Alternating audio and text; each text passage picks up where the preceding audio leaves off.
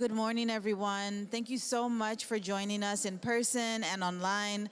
And we very much apologize for the delay. It's actually quite difficult to get to COP at the moment with all the traffic. And so we're still awaiting some speakers, but we're just going to go ahead and get started with the speakers that we have here. I wanted to welcome you to this COP28 side event on adaptation and resilience, hosted by the African Union Pavilion, and Global Health Strategies. We are looking today at tackling climate-sensitive infectious diseases in Africa and mainstreaming gender in climate action.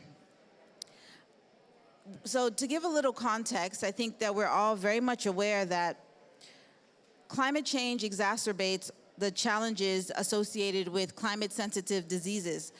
You know, Africa deals with an average of 2 to 4 outbreaks per week. And that includes, you know, vector-borne threats like malaria and dengue, but also cholera and other diseases that are sensitive to climate. And so as we continue to be in this climate crisis, the question is, what is Africa going to do? And we know that despite low contributions to greenhouse gases, so Africa as a continent only contributes about 4%, yet it remains the most vulnerable continent. And we've all heard a lot about responsibility of high-income countries who are the largest contributors of greenhouse gases to Africa and other low middle-income countries. Yet, less than 25% of what is needed has been committed when we think about adaptation finance. Okay, so we have Africa as the most vulnerable continent, but then when we look in Africa, the most vulnerable population are women. And so the question is, when we talk about adaptation financing, we need to think about who's paying and where is that money going to, right? And we need to really think about, you know, is there a gender lens when we talk about health and the climate crisis? So this is what this side event aims to do. I'm just going to give a quick introduction of our speakers that are here. And after the introduction, we'll have a short 4-minute video from one of the speakers. 1 second. All right, so the speaker giving the video talk would be Zakari Ali, who is a research fellow on climate and health with the Medical Research Unit in the Gambia at the London School of Hygiene and Tropical Medicine. Then we have Anita Sonia, who is a climate advocate and global youth champion for the UN-hosted Sanitation and Water for All. Then we have Emmanuel Siakilo, who is a climate expert of sustainable environment and within the Blue Economy Directorate of the African Union. And then finally, joining us shortly will be Chido Mpemba, who is the Special Envoy on Youth at the African Union Commission. So let's start with Zakari Ali, the Research Fellow on Climate and Health, and his video remarks. Thank you.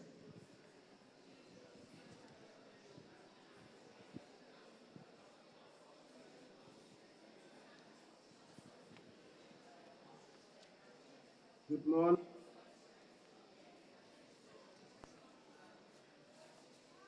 Good morning, good afternoon to everyone, wherever you are joining us from. I am sorry I cannot join you in person in Dubai as I would have wished to, but I'm happy to be able to join you virtually. And I am an author of the recent Lancet Countdown on Climate and Health in the World, with particular focus on Africa. And our recent data shows that Africa continues to be disproportionately impacted by climate change, but is uniquely positioned with its natural resources to drive change. The hard-won development gains of the past few decades in Africa are already being eroded by the negative impacts of climate change, as we see with our data. There are severe risks of being affected by extreme heat, drought, floods, as most African countries are currently experiencing, and sea level rise that are threatening livelihoods of almost 600 million small-scale producers worldwide. and in particular, Africa is agriculture is the primary source of income and GDP in Africa. Smallholder farmers are mainly the custodians of land and nature and biodiversity in Africa, but they are at risk of adverse climate risk that draws them to poverty. A green growth agenda for Africa must therefore include anticipatory adaptation to climate impacts and support socioeconomic drive to change. Importantly, an African green growth must aim to leave no one behind. What we mean is that it must start with most people that find themselves in agriculture because they contribute most to our economy. African countries should leverage their wealth of natural resources, including around 30% of the world's mineral reserves, to further develop green and renewable technologies that have become crucial and critical to the world's development in terms of green transition. Climate funding is really critical to all of this. And we show from our data that between 2010 and 2019, African governments have done their best and have more than tripled investments in renewable energies up to around 47 billion US dollars. But Africa still is lagging behind in the green transition despite abundant green resources. Our data show that effective adaptation can lead to better financial returns, both in terms of reducing losses in bad years and also increasing gains in average or good years. I would like to end here by urging our negotiators that our data suggests that annual flows of developed income from developed countries to developing countries are currently around 29 billion per annum, which is only about 34% of total climate finance and is short of the 50-50 split that our UN Secretary General Guterres is proactively calling for. I would just end by saying that Africa, from our data, is well placed to lead the green transition with its resources, but it's currently bearing the brunt of climate effects on health. And with the right support, Africa can be the lead force in sustainable development. Thank you.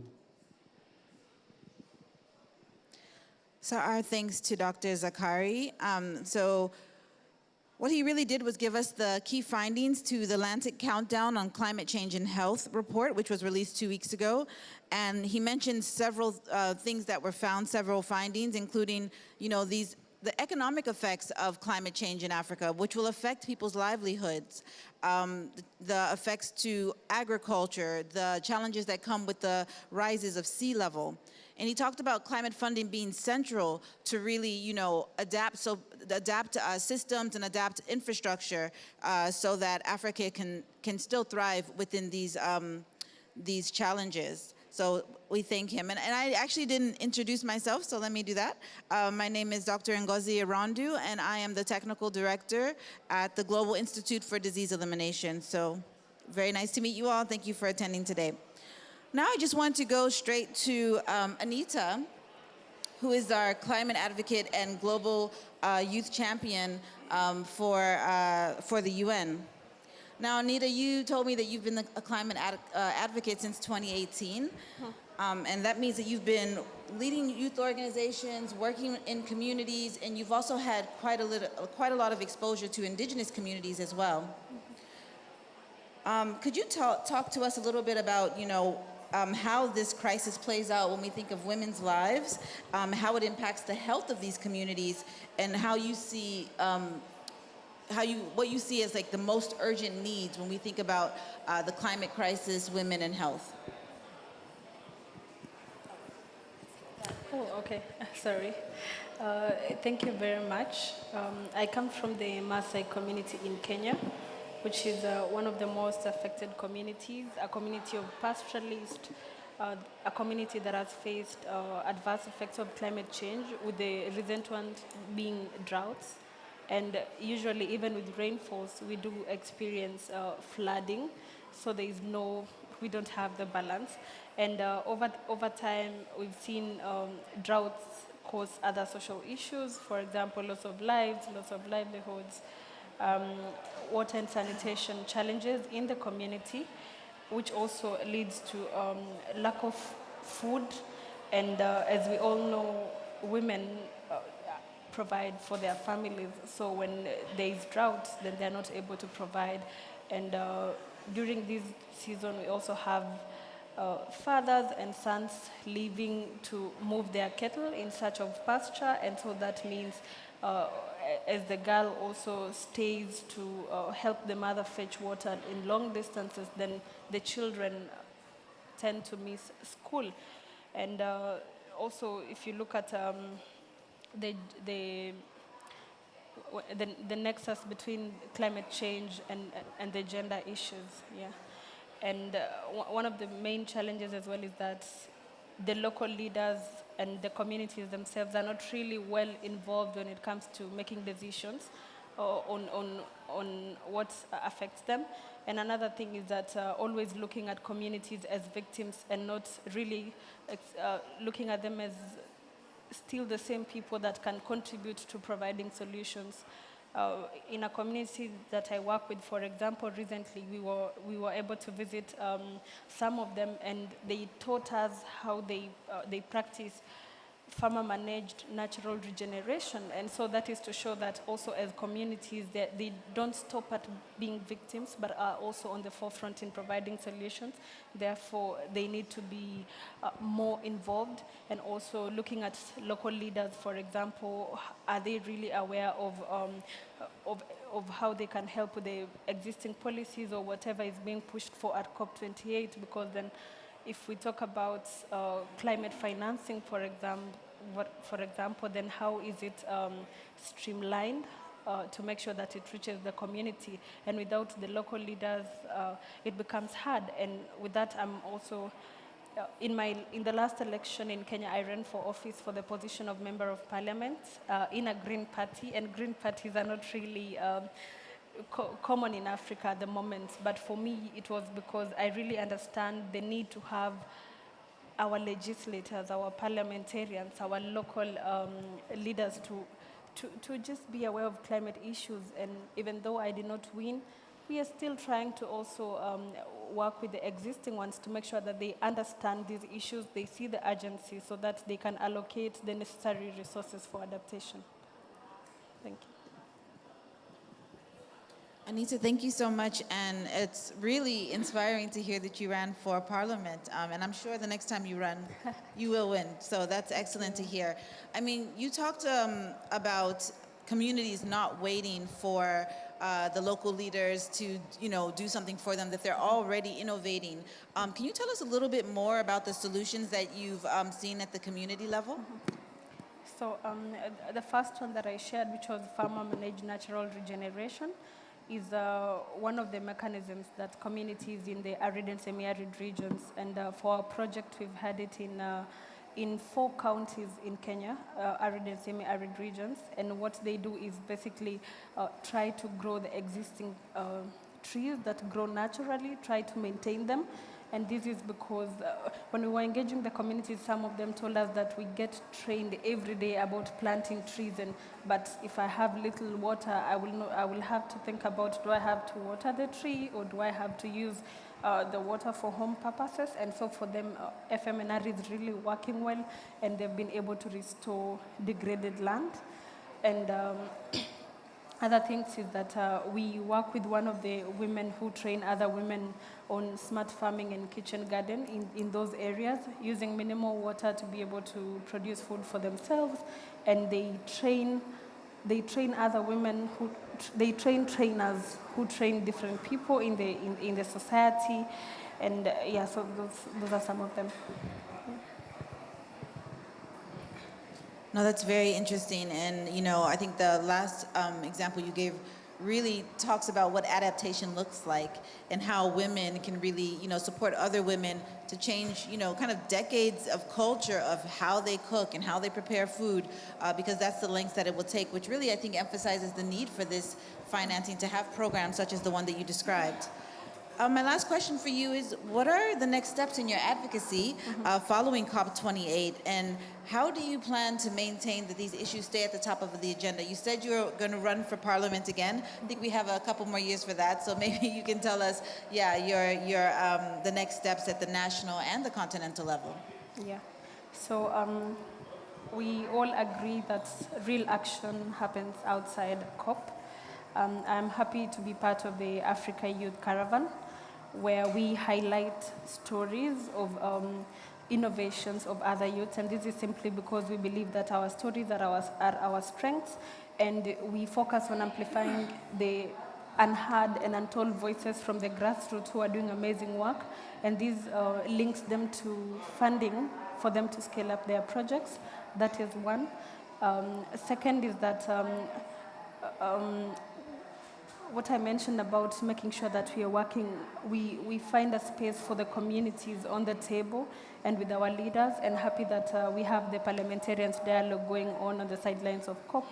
And so making sure that back at home they're able to be involved. And another is that through my foundation, the Soina Foundation, we are focusing on behavior change, so capacity building and training, to be able to encourage the communities to change. And the key reason is that, for example, in the case of sanitation, which is directly linked to health, you find that there are communities that, because of cultural reasons, do not construct toilets, not because they cannot afford to do it, but then when we encourage them and teach them and capacity build them, then with behavior change, that is, that is what sustainability really looks like. So those are some of the things that we are working on. Thank you so much. And maybe you can say the name of your foundation again, and maybe a website or Instagram so people can reach out. Yes, for sure. The foundation is the Soina Foundation, just like from my last name.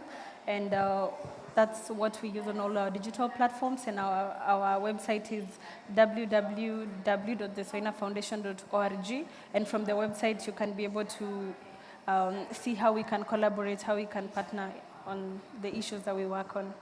Yes. Thank you so much, Anita. That was very enlightening. We appreciate that. Maybe we can give her a round of applause before I go to the next speaker. Thank you. Thank you. Okay, for our next speaker, we have Emmanuel Siakilo, who's the climate expert of sustainability, environment, and the Blue Economy Directorate at the Africa Union. Emmanuel, thanks so much for joining us this day. So it's been a real monumental year for the African Union with the organization of the Africa Climate Summit, and now, you're taking these outcomes from the summit to COP28.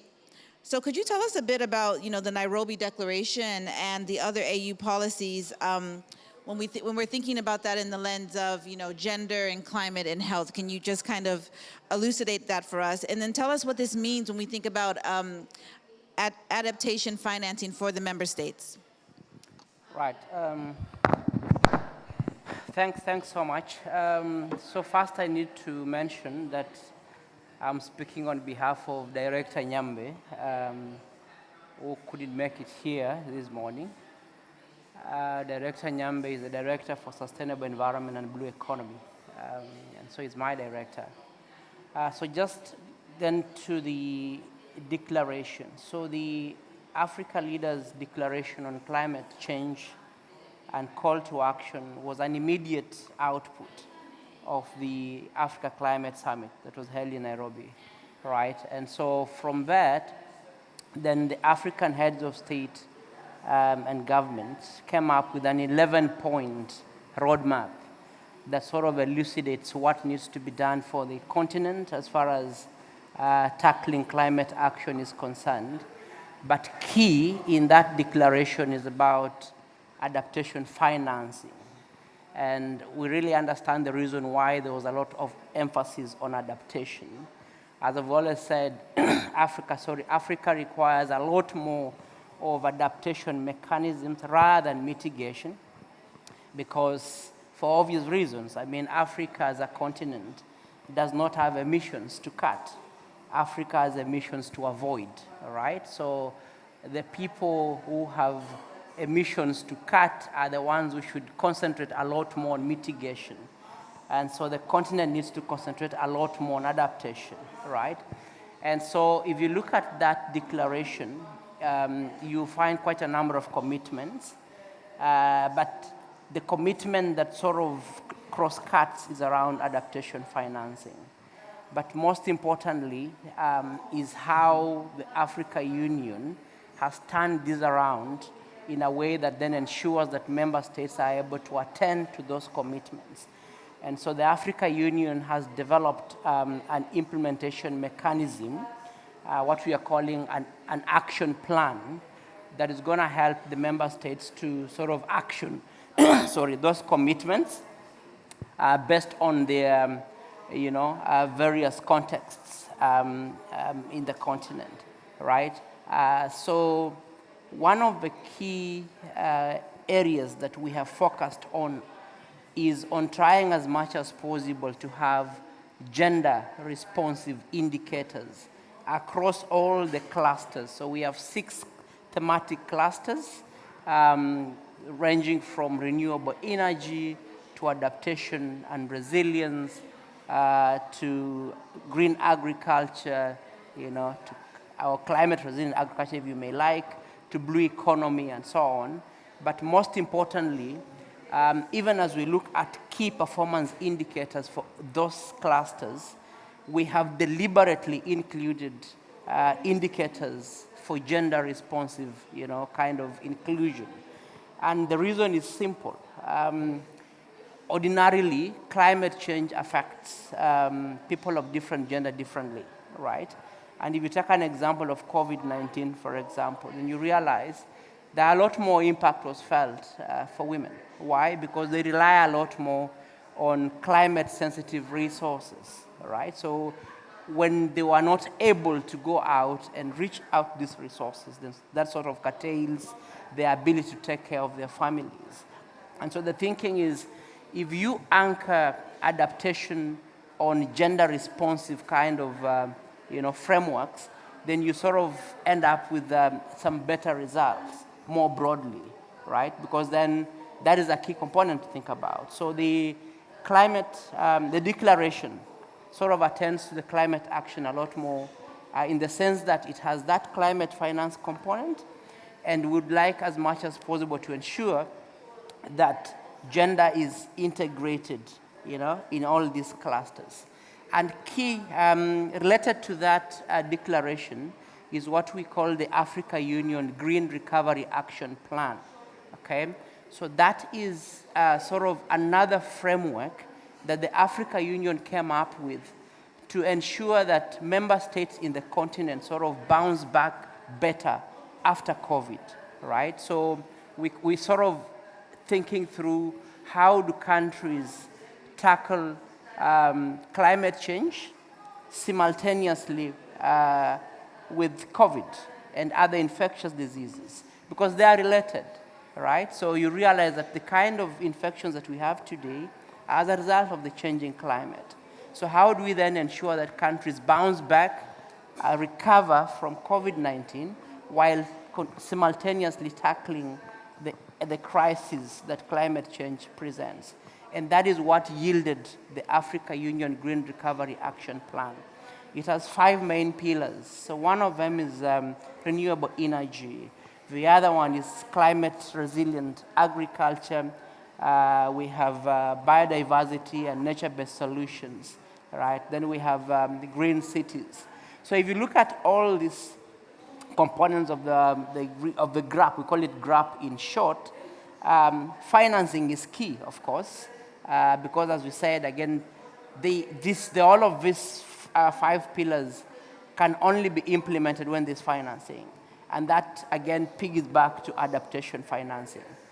And because of this, we have established a climate finance desk at the Africa Union. And in that climate finance desk, we have a gender component. So we specifically have gender experts who are handling the issue around integrating the indicators for gender across all the 5 pillars of that Green Recovery Action Plan. We are already at Pillar 1 for climate finance, and we already done a results framework for that.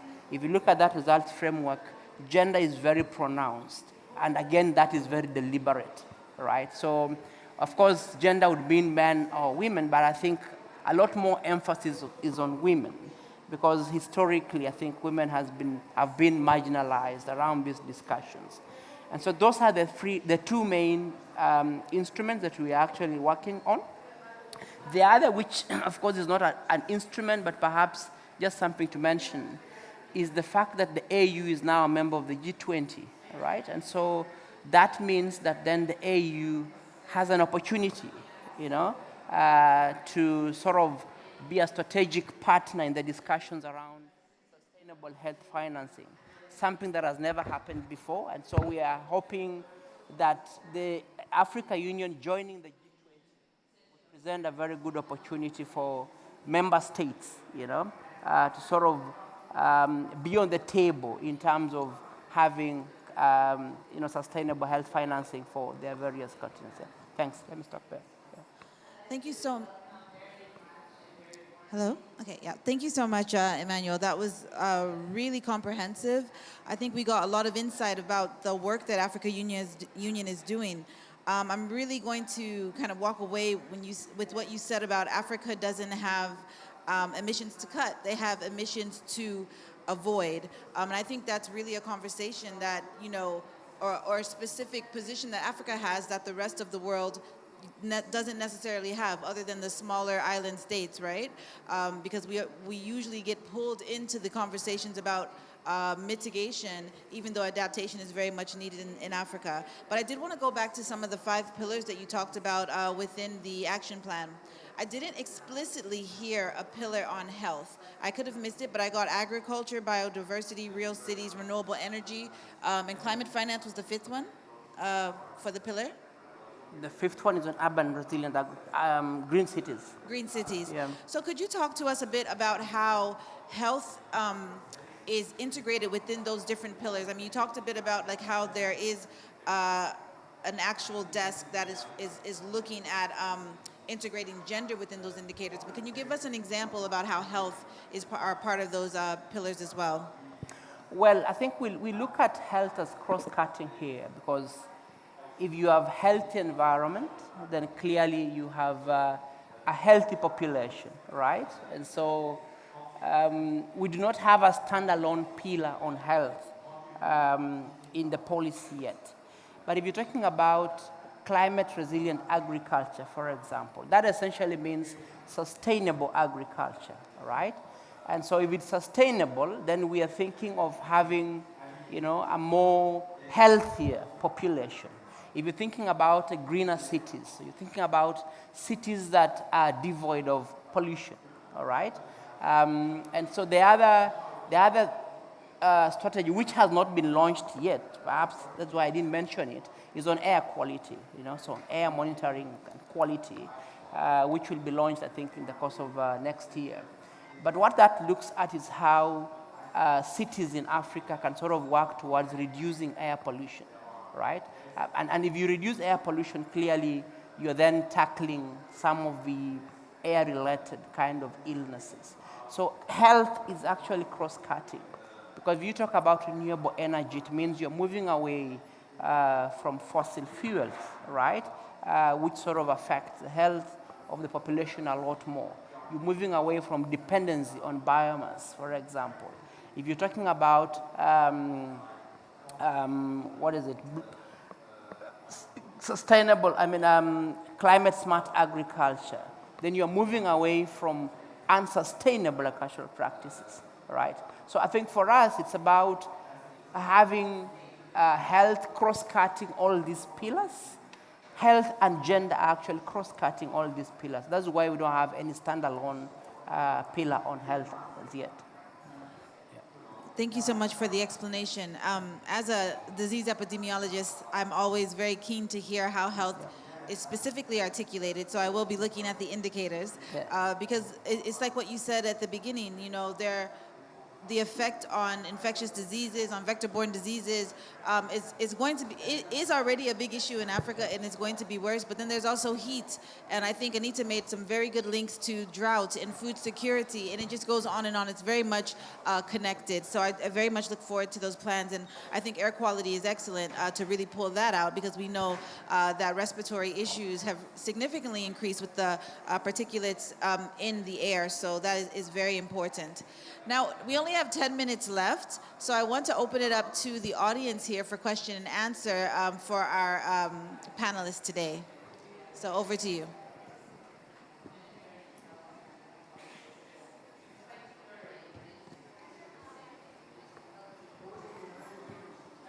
One second, we're just going to get another microphone.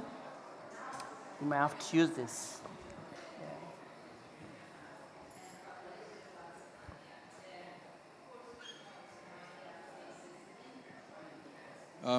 Thank you so much for those wonderful presentations.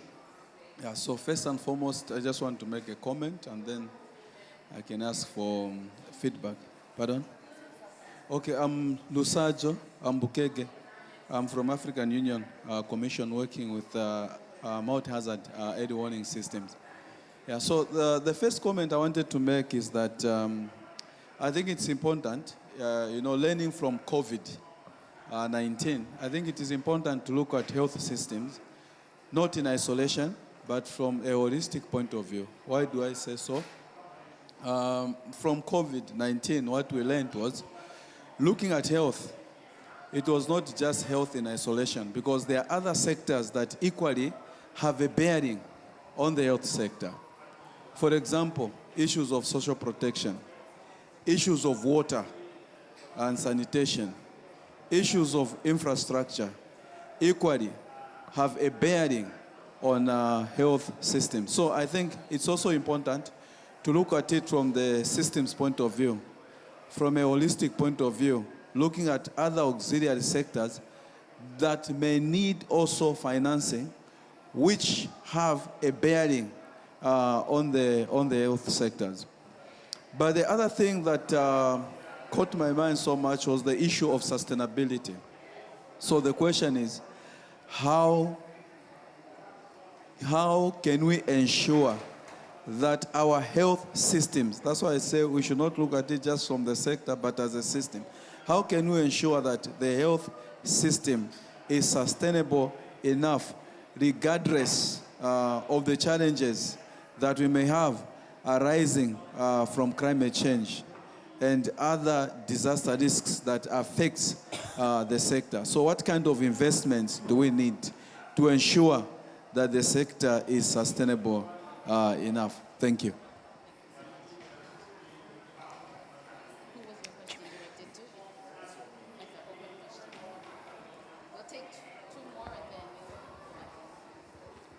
Yeah, thank you.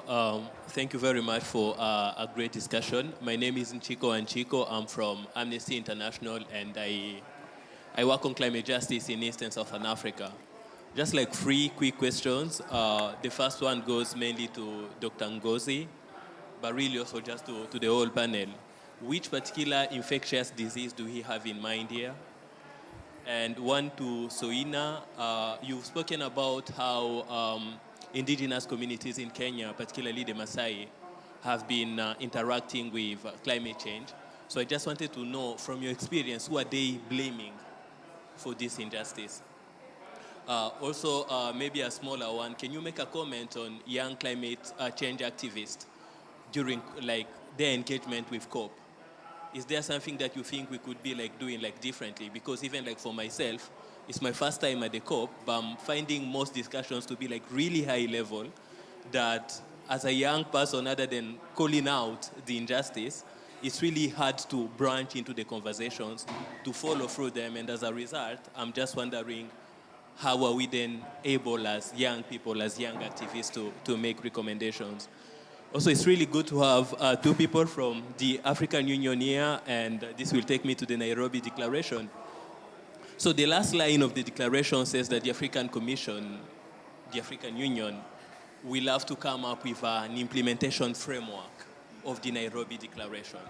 So we've met in Nairobi in September. We've said this is our common voice, but how are we going to implement it? How are we going to exactly speak with that common voice at the COP? And so far, there's no implementation framework, and the operationalization of the Loss and Damage Fund was just adopted. Like, again, it feels like it was just imposed on African countries, because speaking of an implementation framework, we could have said, this is our voice on that particular issue. And finally, the Nairobi Declaration, of course, is amazing in so many ways. But as a human rights activist, it's not really anchored on human rights. And I think this is why we are struggling with the question related to health, because it doesn't really appreciate like a number of rights such that we can say that as far as the right to health is concerned, this is what the Nairobi Declaration is saying.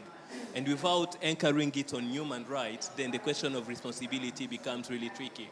So how do we hold state accountable to the Nairobi Declaration? How do we hold the African Union, or like your department, to the Nairobi Declaration? Thank you. Sorry.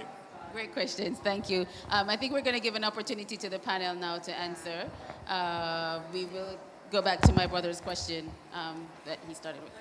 Yes, thank you so much for those questions. I'll just say them again and then hand it over to our panelists.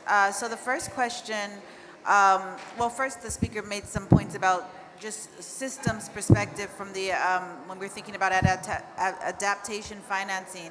But he also asked, how can we ensure that when we're thinking about health system resilience to health threats, whether those threats be climate or pandemic or whatever, how do we ensure that the health system is financed sustainably? I think, that we talk about a systems framework and how it's interlinked, but then he also mentioned specifically the health system. Then the question, I think maybe Emmanuel, you can take that. And I can say something on it if you'd like. And then Anita, there was a question for you about indigenous communities and who they blame. And another question to you about what is your advice to young people in terms of getting into the conversation, especially at places like COP28 where it's really high level. And then Emmanuel, another question for you was about the implementation of the Nairobi Declaration. I think you told us a little bit when you talked about some of the response plans, but you can maybe expand on that. And then where is human rights when we talk about the Nairobi Declaration? How is human rights embedded in that? So I'm going to, I know you have a question for me as well, but I'm going to start with the panelists. So Anita, maybe you can start and then over to Emmanuel. Thank you.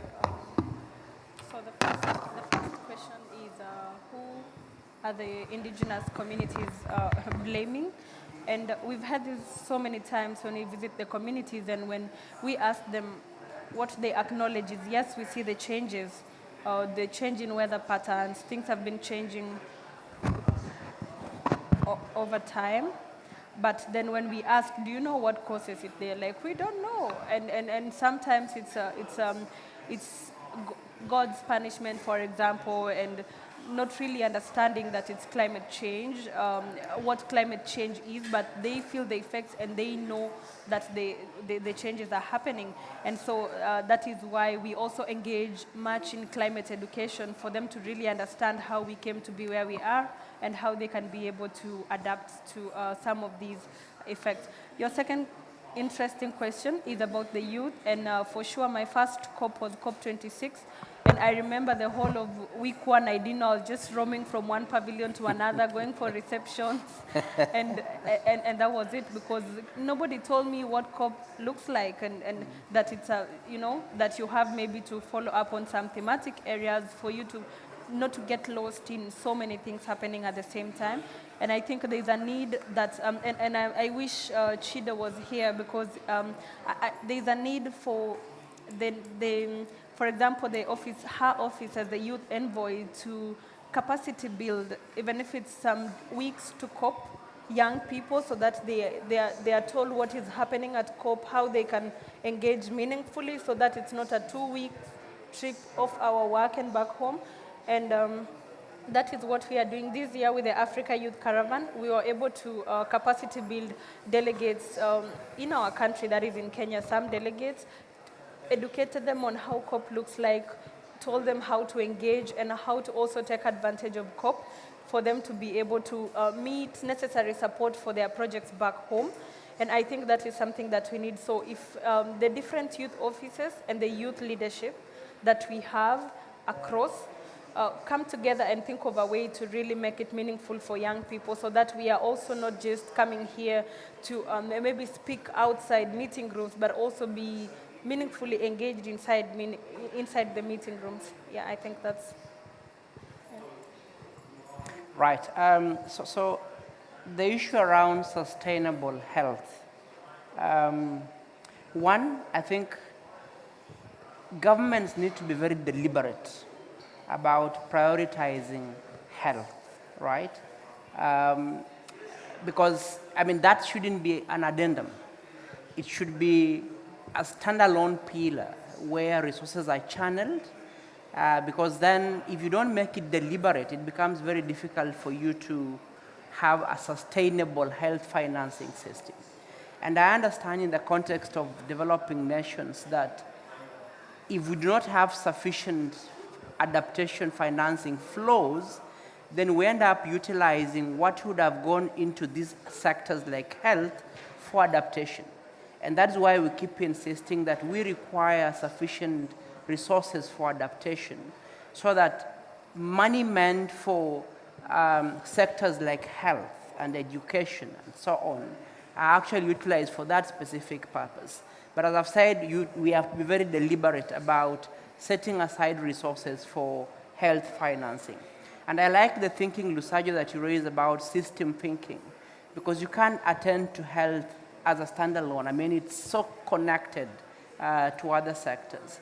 For example, I mean, you can only attend to health pretty well if you have information, say from early warning, systems, because then you get to know where it is you are headed, what are likely disasters to happen, and how do you mitigate against them? What will be the potential impacts on health, for example? You have to link this to food security, right? So the discussion for health is so interlinked with all these other sectors. And that, for me, would make health more sustainable, because then you are linking it to other sectors. So it cannot just be handled as a standalone, but we need to be very deliberate. And in terms of the declaration, we already have an implementation framework, as I said. It's only that we have not launched it, but it's actually available as we speak. So we only need to share it with member states for their input, and then we concretize it, right? So the Africa Union has already developed that implementation plan. And that plan is so elaborate, it's so comprehensive in terms of what exactly needs to be done for the commitments. So those are the objectives. We have set aside what we think would be the desired outcomes for each of those commitments.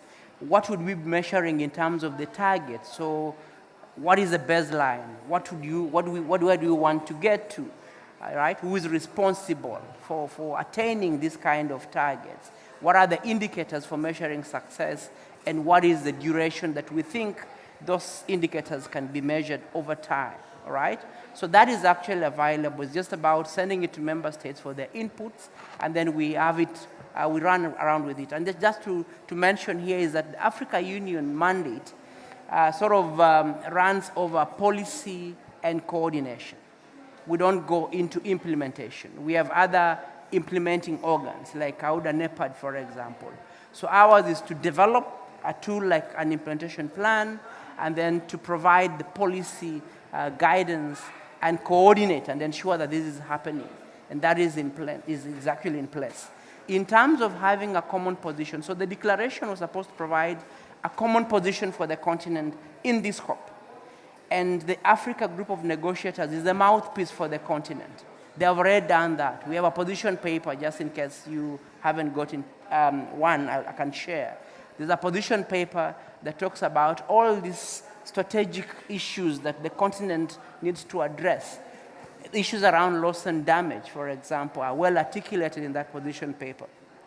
Issues around adaptation and resilience is well articulated. Just energy transition is well articulated, right? And renewable energy and so on.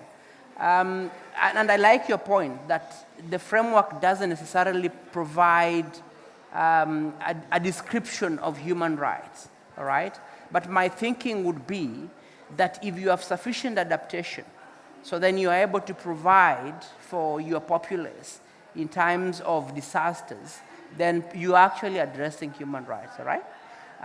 My thinking would be that if you have just energy transition kind of narratives, and you're able to define what just means, so that then you are transiting to renewable energy at the scale and speed that doesn't violate the rights of the people, then you're addressing human rights, right? So it may not really be succinct, it may not be coming out so explicitly, but if you look through those sectors clearly, then you realize there's a component of human rights. But I actually agree that we should have it as a standalone so that we're able to measure the indicators around human rights as well. Let me stop there, thanks. Yeah. It's the Africa group of negotiators position paper for COP28. No, it's not online, I know. It's not online as yet. And the reason is that it's still being tweaked because there are negotiations going on. But I can share a copy if you need one. Yeah. Thank you so much, Emmanuel. Just going to go back to Anita quite quickly before I wrap up for a mention. Okay, I just wanted to share that the Africa Women for Climate, I wanted to share that the Africa Women for Climate do have a petition that is addressing the African leaders to mainstream gender in adaptation measures, and it's on the website that is africanwomenforclimate.org, and the 4 is letter 4. So you can check it out and help to sign the petition and share. Yeah, thank you. Thank you, Anita. I think we all should definitely go on there. I mean, just to wrap up, I want to thank our panelists for their insightful contributions. I think we got a very good kind of overview on what the policy stances of the African Union are, but also what are the real lives of communities, indigenous communities, women in different countries, like what are their experiences and how this adaptation financing is really important for them. I think a lot of things have come out as well from the audience which I really appreciate. One is that health must be deliberate, but also multi-sectoral, as we all know.